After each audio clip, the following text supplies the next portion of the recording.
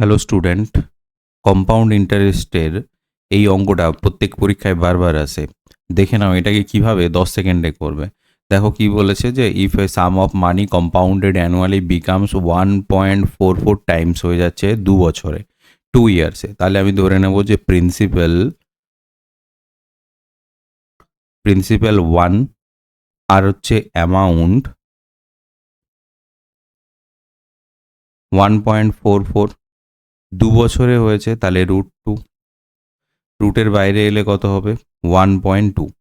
এখান থেকে আমরা ইন্টারেস্ট কত বলবো? ইন্টারেস্ট হচ্ছে 1.2 মাইনাস 1 সমান 0.2। এবার রেট অফ ইন্টারেস্ট কি হবে না 0.2 1 ইন্টু 100,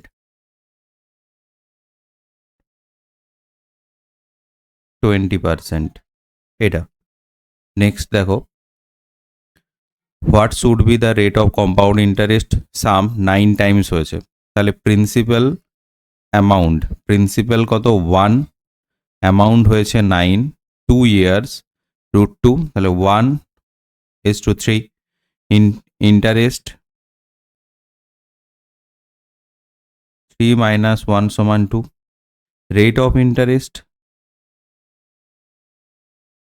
200%। এরপরে একটা আমি অঙ্ক দিয়েছি তোমাদের জন্য, এটা তোমরা করো, দিয়ে অ্যান্সার কমেন্ট করো।